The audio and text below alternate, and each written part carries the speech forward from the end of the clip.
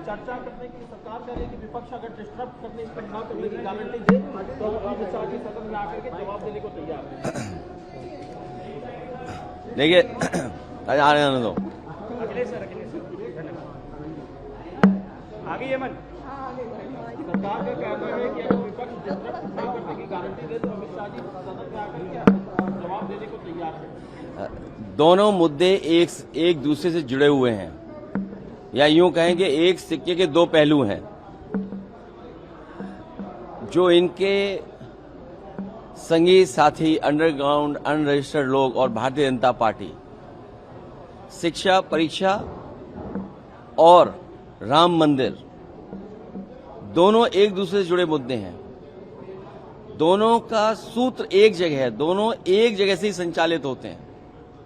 तो इसलिए दोनों मुद्दों पर बहस होनी चाहिए और समय गुजारना, ये बात जो आज कही जा रही है एक हफ्ते पहले भी कही जा सकती थी।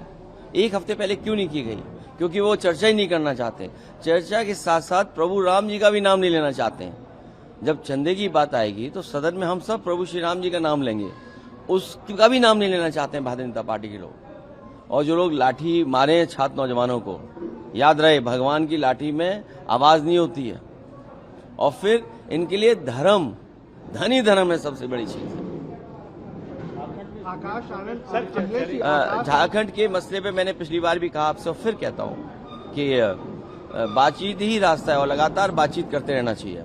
और मुख्यमंत्री जी और सरकार ने बातचीत के लिए छात्रों से बात करने का कहा भी है। आकाश आनंद ने आपको अंकल कहा है, बोला मैं 30 का हूँ, 50 के अंकल का कैसे? देखिए ऐसा है उस बहस में हम और आप न उलझे। और जो सीरियस बात है, एक सिक्के के दो पहलू। और जो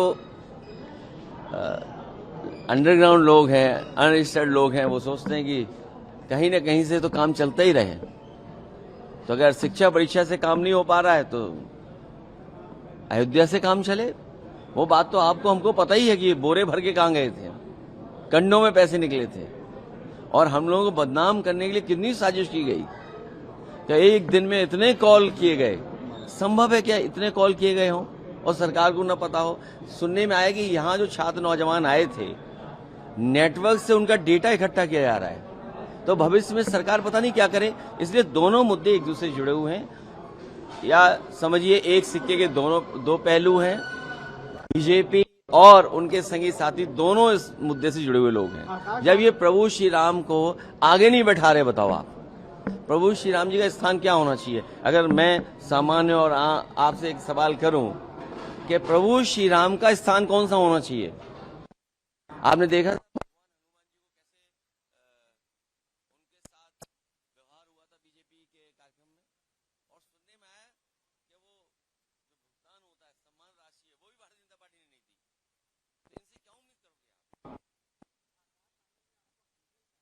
पॉलिटिक्स करना चाह रहे हैं? देखिए ये कोई बहस का मुद्दा नहीं है। और हमारे संबंध बहुतों से बहुत अच्छे रहे हैं, इसलिए कुछ मत कहलवाओ तो ही अच्छा है। हाँ? और अच्छा, देश को लड़ाई किससे है? जिसकी सरकार दिल्ली में है, जिसकी सरकार यूपी में है। संघर्ष लड़ाई तो उससे है ना। शिक्षा संस्थाएं कौन चलवा रहा है, किसके माध्यम से चल रहे हैं, आरक्षण की कितनी लूट हो रही, परीक्षाएं कितनी नहीं हो पा रही हैं। तो मुद्दे तो वो हैं आज। यूपी में गोमूत्र मुद्दा अंकल नहीं है।